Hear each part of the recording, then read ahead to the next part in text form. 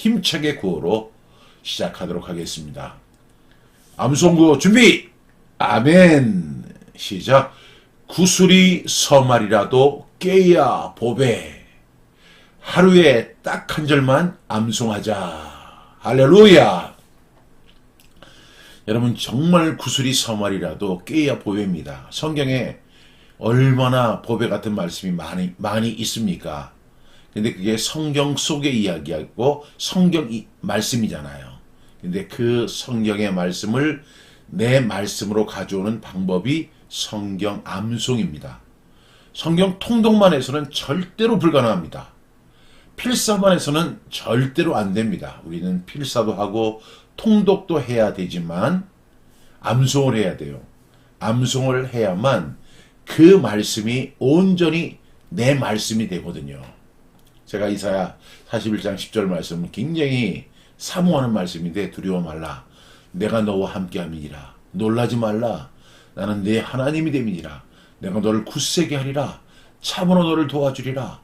참으로 나의 의로운 오른손으로 너를 붙들리라. 이 말씀 여러분 기억하시죠? 그런데 이 말씀을 들었다고 해서 그 말씀이 내 말씀이 아니에요. 그 말씀을 암송할 때, 제가 10대 때도 이 말씀을 암송했었는데 그때 주시는 은혜가 있었어요. 20대, 30대, 40대, 50대, 그리고 60대에 두려움이 많이 생기더라고요. 근데 두려워 말라. 내가 너와 함께 함이니라. 오늘의 말씀과 많이 일치하죠? 예. 여러분, 암송해야만 하나님의 말씀이 내 말씀이 됩니다. 그래야만 승리할 수 있습니다. 여러분,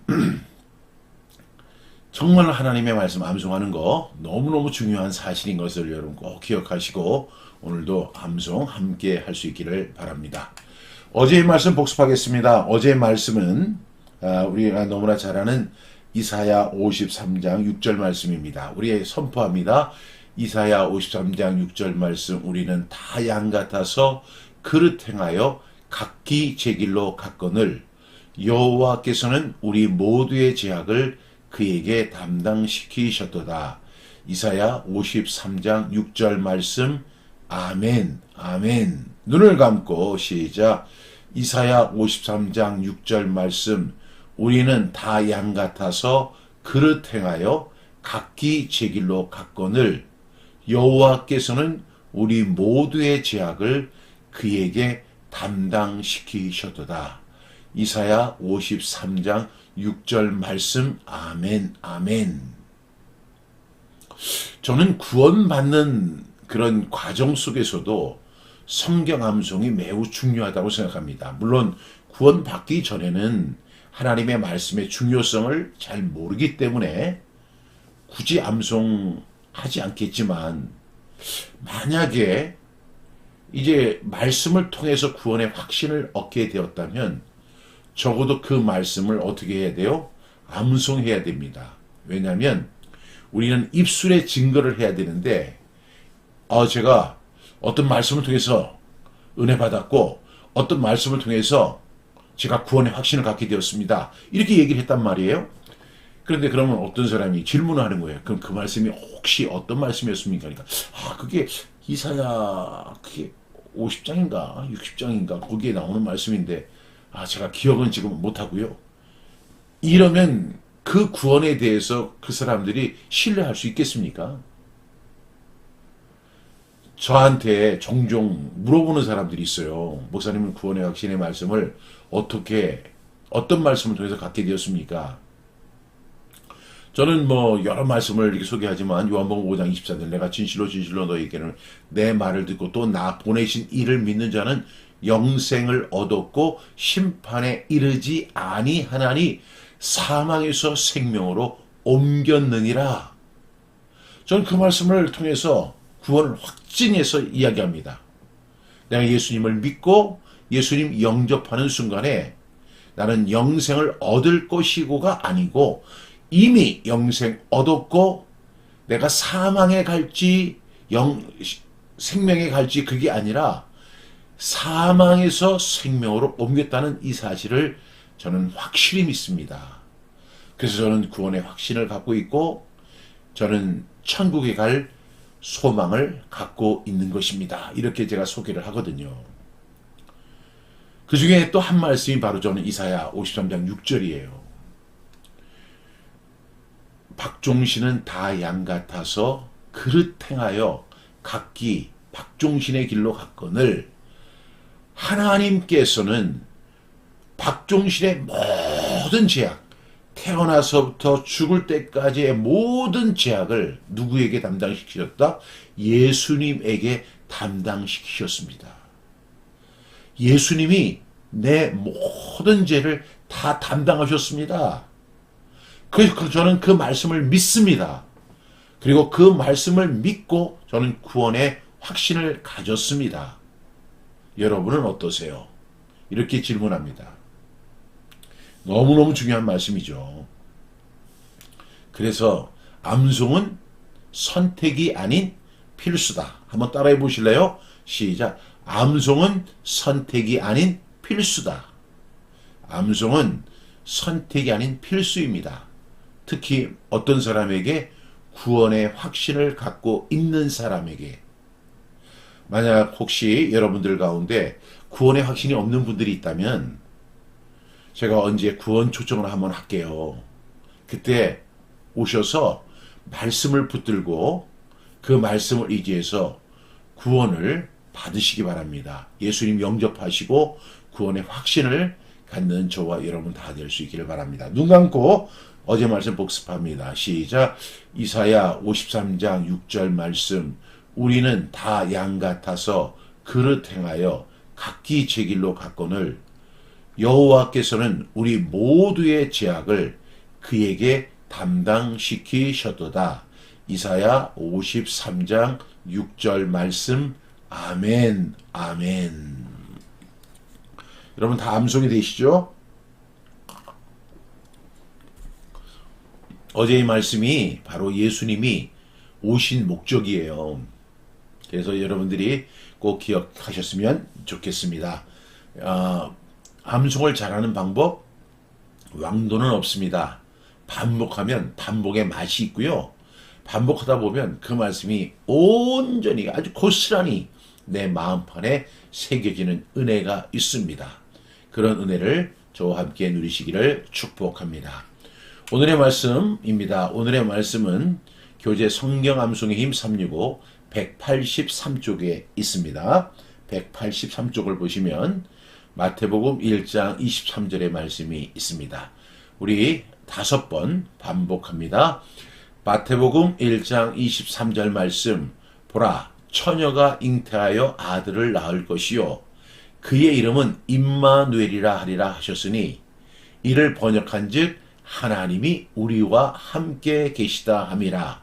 마태복음 1장 23절 말씀. 아멘, 아멘. 마태복음 1장 23절 말씀. 보라, 처녀가 잉태하여 아들을 낳을 것이요 그의 이름은 임마누엘이라 하리라 하셨으니 이를 번역한즉 하나님이 우리와 함께 계시다 함이라. 마태복음 1장 23절 말씀. 아멘, 아멘. 마태복음 1장 23절 말씀. 보라, 처녀가 잉태하여 아들을 낳을 것이요 그의 이름은 임마누엘이라 하리라 하셨으니 이를 번역한즉 하나님이 우리와 함께 계시다 함이라. 마태복음 1장 23절 말씀. 아멘, 아멘. 마태복음 1장 23절 말씀. 보라, 처녀가 잉태하여 아들을 낳을 것이요 그의 이름은 임마누엘이라 하리라 하셨으니 이를 번역한즉 하나님이 우리와 함께 계시다 함이라. 마태복음 1장 23절 말씀. 아멘, 아멘. 마태복음 1장 23절 말씀. 보라, 처녀가 잉태하여 아들을 낳을 것이요 그의 이름은 임마누엘이라 하리라 하셨으니 이를 번역한즉 하나님이 우리와 함께 계시다 함이라. 마태복음 1장 23절 말씀. 아멘, 아멘. 여러분, 우리가 성경 암송을 하게 되면 암송하는 거 굉장히 중요하죠. 왜? 그 하나님의 말씀을 내 말씀으로 변환시키는 거예요. 전환시키는 거예요. 그런데 거기에 또 하나 중요한 사실이 있어요.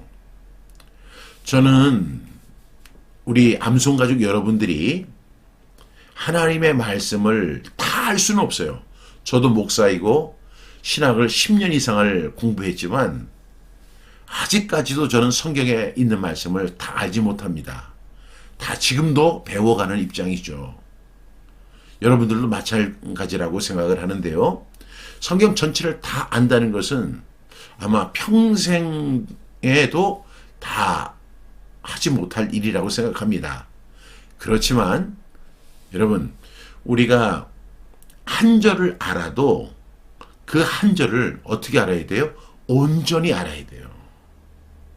예를 들면 마태복음 6장 33절에 보면 이런 말씀이 있잖아요. 그런즉 너희는 먼저 그의 나라와 그의 의를 구하라. 그리하면 이 모든 것을 너희에게 더하시리라. 이런 말씀이 있어요. 그런데 이 말씀은 너무 쉬우니까 목회자들이나 성도님들이나 거의 암송을 하시거든요.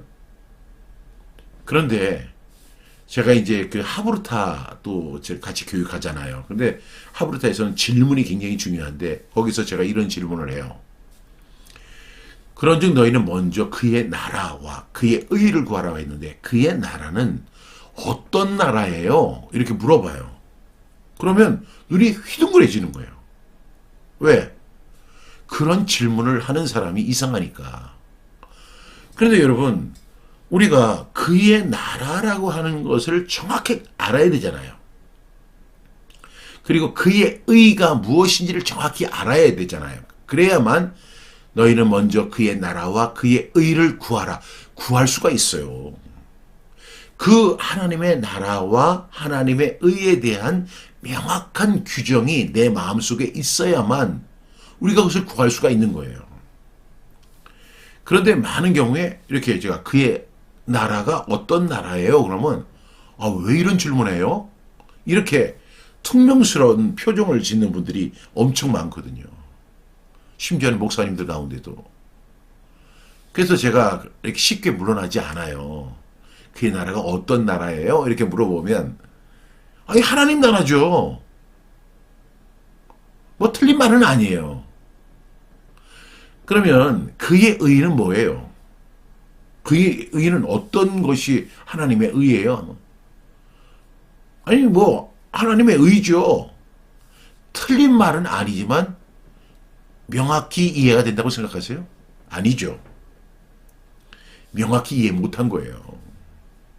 그러니까 그 전체 말씀을 암송을 하긴 하는데 문제는 뭐냐면 그의 나라가 어떤 나라인지 그의 의가 어떤 의인지 그리고 거기서 구하라는 것이 기도하라는 것인지 찾으라는 것인지 도저히 구분이 안 되는 거예요.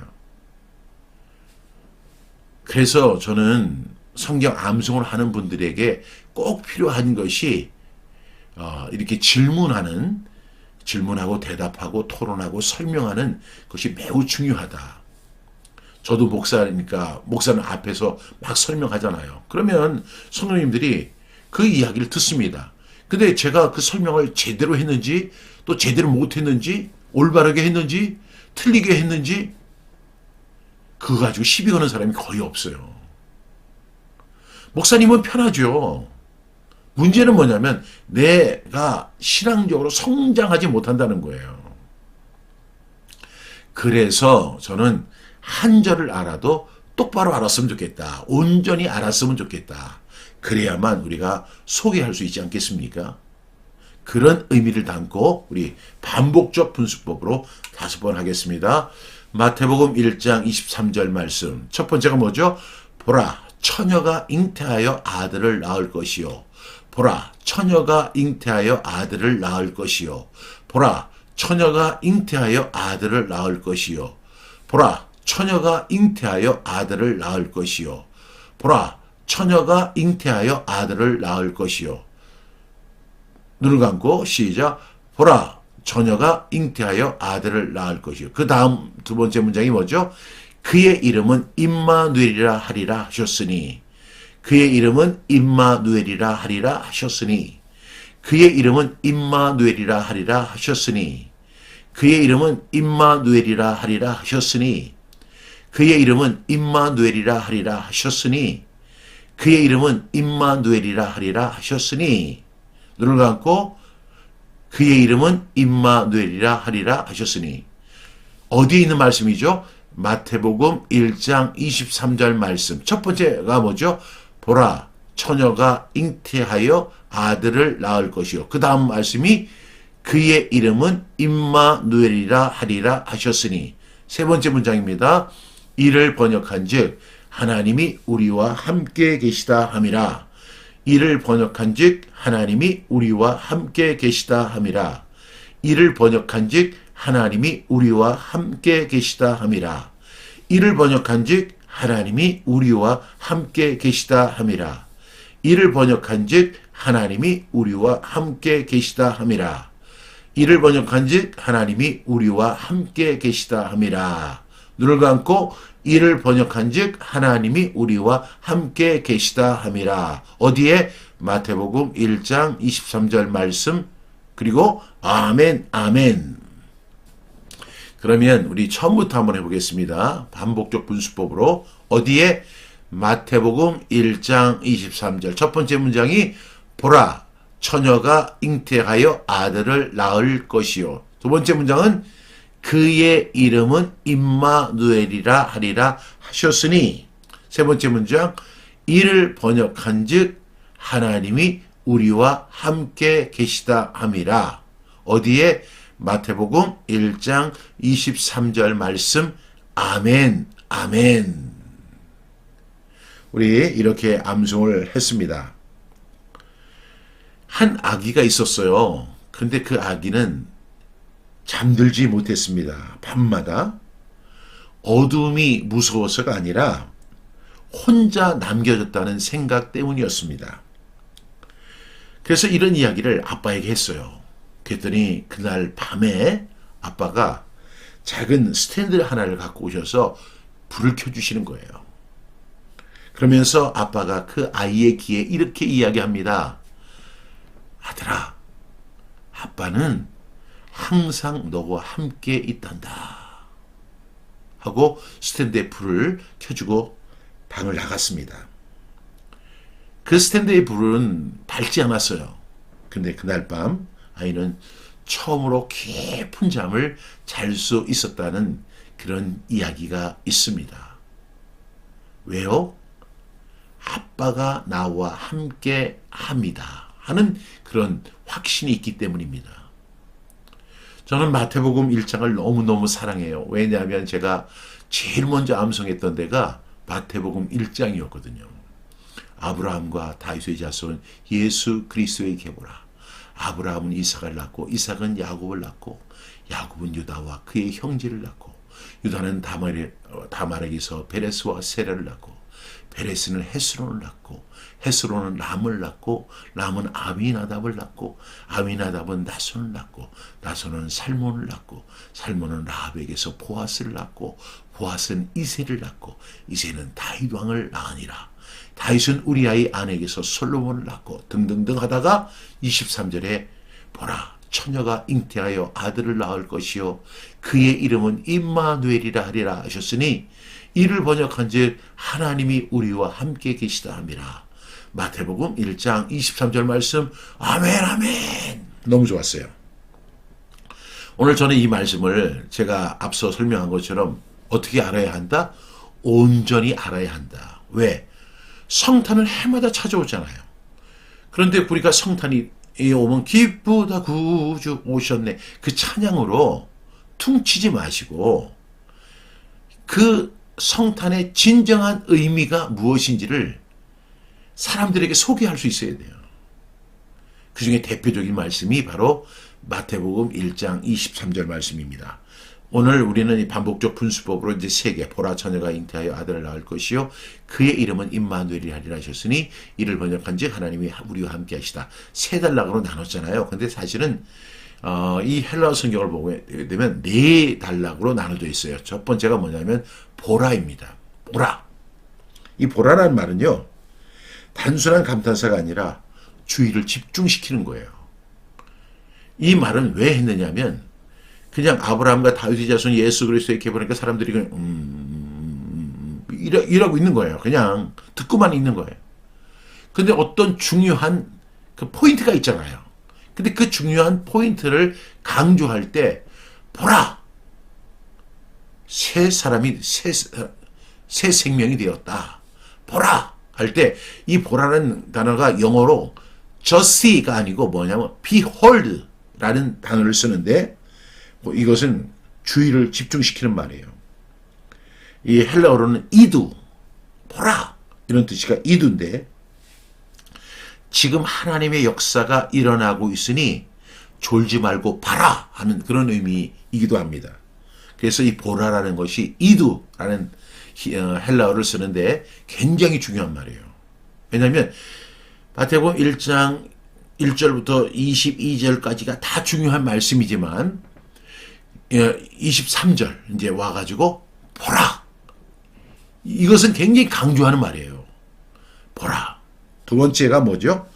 처녀가 잉태하여 아들을 낳을 것이요. 그러고 있습니다. 여러분, 처녀가 잉태하여 아들을 낳는다. 왜 그랬을까?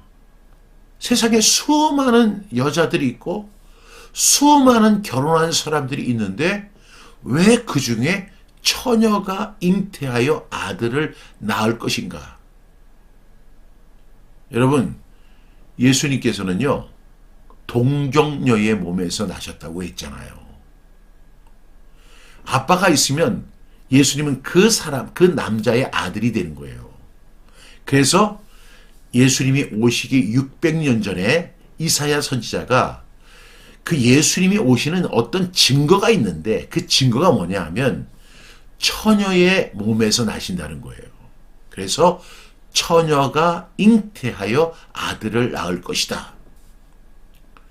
여러분, 세상에 처녀가 잉태하여 아들을 낳는 사람은 없어요. 각 사람마다 아버지가 다 있죠. 그런데 오늘 보니까 이건 굉장히 중요한 사실이라는 거죠. 보라, 처녀가 잉태하여 아들을 낳을 것이다. 이것은 이사야서 7장 14절에 이렇게 말씀하셨어요. 그러므로 주께서 친히 징조를 너희에게 주실 것이라. 보라, 처녀가 잉태하여 아들을 낳을 것이라. 그의 이름을 임마누엘이라 하리라. 이렇게 말씀해요. 이사야 7장 14절에 이렇게 이야기하면서 그 앞에 뭐라고 하냐면 주께서 친히 징조를 너희에게 주실 것이라. 그러니까 예수님은 어떤 몸으로 오시냐면 처녀가 잉태하여 아들을 낳는 그 징조를 갖고 오신다는 거예요. 그러니까 아버지가 있는 결혼한 여자들 속에서 나타나는 게 아니라 남편이 없는 그리고 동정녀의 몸에서 잉태하여 아들이 나오는데 그분이 예수님이라는 것입니다. 우리는 이 사실을 통해서 어떤 내용을 알 수 있느냐면 이 마리아의 예수님 탄생이 첫 번째는 인간의 계획이 아니다.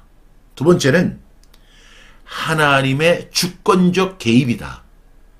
세 번째는 불가능 속에서 이루어진 구원 사역이다. 이렇게 볼 수 있어요. 그러니까 보라, 처녀가 잉태하여 아들을 낳을 것이다. 이 말을 이사야 선지자는 뭐라고 했다요?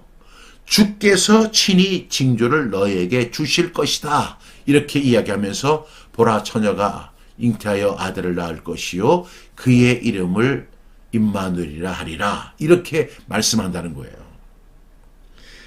인간의 계획이 아닙니다. 여러분, 사람이 마음으로 자기의 길을 계획합니다.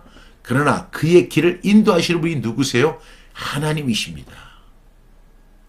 그런데 하다못해 이 박종신의 길의 계획도 하나님이 아시는데 예수님이 이 세상에 오시는 것은 철저하게 계획이 되어진 일이고 징조가 있는 일이고 전적인 인간의 계획이 아니라 하나님의 주권적인 개입이다. 이 사실을 꼭 기억하셔야 돼요. 그리고 불가능 속에서 이루어진 일임을 우리가 기억할 수 있기를 바랍니다. 두 번째 문장이 뭐죠? 그의 이름은 임마누엘이라 하리라 그랬어요. 그런 사건을 총칭해서 임마누엘이라 이렇게 이야기합니다. 여기서 임마누라고 하는 단어는 우리와 함께라는 뜻이고요. 그리고 엘이라는 것은 하나님이라는 뜻입니다. 그러니까 임마누엘, 우리와 함께 하시는 하나님이에요. 하나님이 우리와 함께 하신다는 것입니다. 그러니까 처녀가 잉태하여 아들을 낳는 그 사건은 어떤 사건이냐? 바로 임마누엘의 사건이 된다는 것이죠. 그 임마누엘이 뭐라고 했어요? 임마누, 우리와 함께, 엘, 하나님, 우리와 함께 하시는 하나님. 그러니까 그 이전에도 하나님이 우리와 함께 하셨지만 하나님이 함께 하신다는 역사적인 개입이 언제부터 일어나냐면 예수님이 오심으로 인해서 이루어진다는 사실을 마태복음 저자는 이사야서를 통해서 분명히 이야기합니다. 즉 하나님이 우리와 함께 계신다. 세 번째 문장이 뭐죠? 이를 번역한즉 하나님이 우리와 함께 계시다 함이라. 이 마태는 이렇게 이제 그 사실을 쓰면서 독자들이 오해하지 않도록 직접 해석까지 붙입니다. 예수님의 탄생은 하나님이 인간을 찾아오신 사건이다. 그리고 그 사건은 죄와 고통의 현장 가운데 하나님이 들어와 개입하신다라는 의미를 담고 있다라고 이야기합니다. 저는 이 말씀이 너무 좋습니다. 이 성탄이 좋지만 성탄의 의미가 더 좋아요. 예수님이 이 세상에 오신 것은 철저한 하나님의 개입이었습니다. 하나님의 주권적 개입이었고 불가능 속에서 이루어진 사건인데 이 사건을 총칭하면 임마누엘이고 임마누엘의 뜻은 하나님이 우리 속에 들어와 오신다는 거예요. 죄와 고통 가운데 있는 인간들. 여러분, 인생이 얼마나 고통스럽습니까? 하나가 해결되면 또 하나의 문제가 기다리고 있는 인간의 현실 너무너무 어렵고 힘들잖아요. 지금도 병원에 가면 수많은 사람들이 신음하고 있더라고요. 제가 병원 복도를 지나가는데 아파서 막 신음하는 사람들의 소리를 들을 때마다 얼마나 아파서 저럴까. 아마 그 사람의 소망은 그걸 거예요. 내가 과연 저 병실 문을 걸어서 나갈 수 있을까? 정상적으로 회복되어서 나갈 수 있을까? 그런데 여러분, 그 사람이 설령 거기서 나온다 할지라도 항상 평안만 있는 게 아니죠. 고통이 있고요. 고난이 있고 슬픔이 있고 헤아릴 수 없는 많은 안개 같은 고통들이 도사리고 있잖아요. 여러분, 그런데 오늘 임마누엘을 통해서 우리가 분명히 알 수 있는 것은 하나님이 오시는 것은 우리의 고통을 경감시키는 것이 아니라 우리가 고통 가운데 있지만 고난 가운데 있지만 슬픔 가운데 있지만 정말로 헤아릴 수 없는 어떤 어려움 속에 있지만 여러분 꼭 기억하세요. 하나님이 우리와 함께 계신다는 것입니다. 그리고 함께 내 손을 잡아주시고 함께 눈물을 흘리시는 주님의 은총을 만나보실 수 있는 것이 바로 성탄의 의미입니다. 여러분 혹시 하나님을 멀리 계신 분으로만 생각하고 있지는 않으세요? 저는 종종 그런 생각이 들 때가 있어요. 그런데 오늘 성경은 우리에게 분명히 확신해 주잖아요. 하나님이 우리와 함께 계시다. 하나님이 박종신과 함께 계시다. 여러분의 이름 넣어서 한번 고백해 보세요. 하나님이 박종신과 함께 계시다. 얼마나 은혜가 됩니까?